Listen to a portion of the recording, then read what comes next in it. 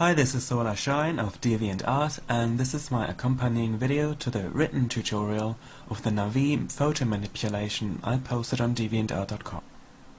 First of all, I chose an old photograph of myself that was taken with flash, as the flash results in an image with a lot of sharp details, which always helps when you do a photo manipulation.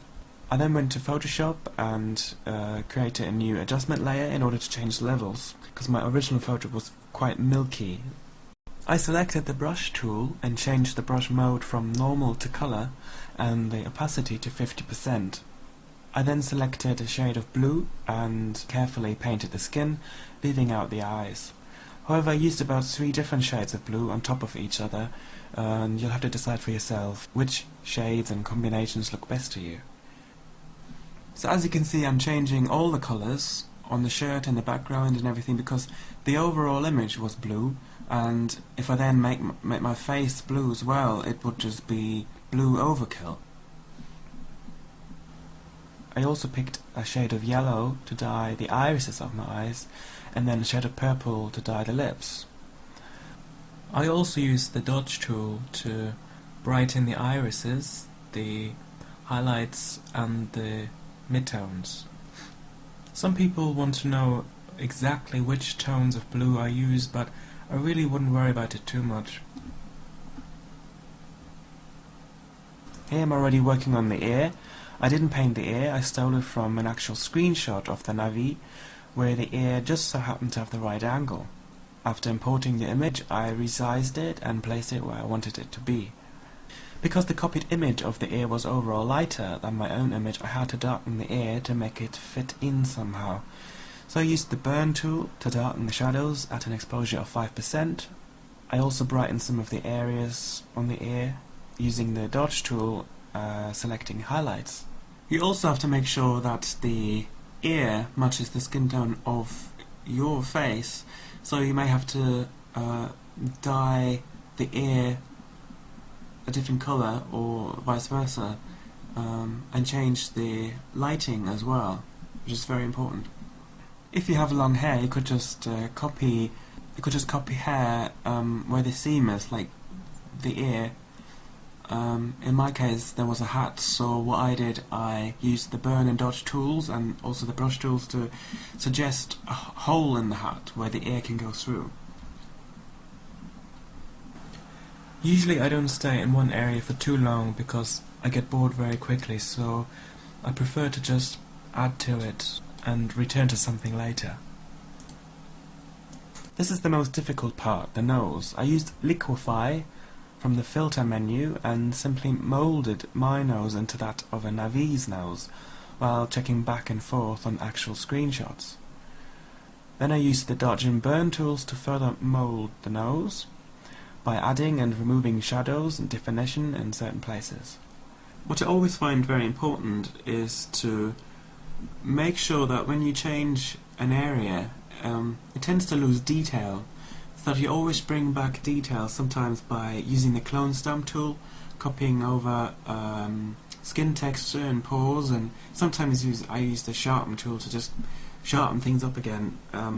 I think it's probably a cheap way of doing it, but it doesn't. I don't really care. But it's important because I see a lot of images and where everything's very detailed, but when they change the nose or they changed something, it becomes very smudgy, and you really need to watch that because it's instantly it just stands out that you've fiddled with it. So like I said, the nose is the trickiest part, so don't worry about it if it doesn't look right at first. Just keep trying and go back to it. Leave it if you can't think of anything. That's what I do, I always just leave things and go back to it later. For the eyes, I selected duplicate layer for the main image to have 2 identical images lying on top of each other as layers. I then created a selection around the eyes and used the move tool with the maintain aspect ratio button selected and enlarged the eye until it looked good to me. Make sure that the enlarged eye ends up being in the right place and not out of place which you can check by revealing the duplicated layer from underneath. It shouldn't move its position as such, just go larger. Then use the eraser tool or the clone stamp tool to remove the sharp edges of the selection. I also use liquify again from the filter menu to make the inside corners of the eyes point slightly downwards. I'm certainly not an expert in lighting, unfortunately, but it's important that you try and have a look where the light is coming from, and when you make changes, adding things, changing things, moulding something, a new nose or an eye, that you add light and shadow in the appropriate areas to make it all fit in with the rest. Here again with the nose and the ear especially. As you can see, I'm even taking things further by adding more shadows around my face, thus creating more depth and definition. Because again, some people add colour to their faces and their faces end up looking very flat, like a drawing or a painting or a cartoon image. And especially with a photograph, you want it to pop out, you want it to look as lifelike as possible. So make sure you try out the burn and dodge tools to add lighting and shadow to really make your image as three-dimensional looking as possible.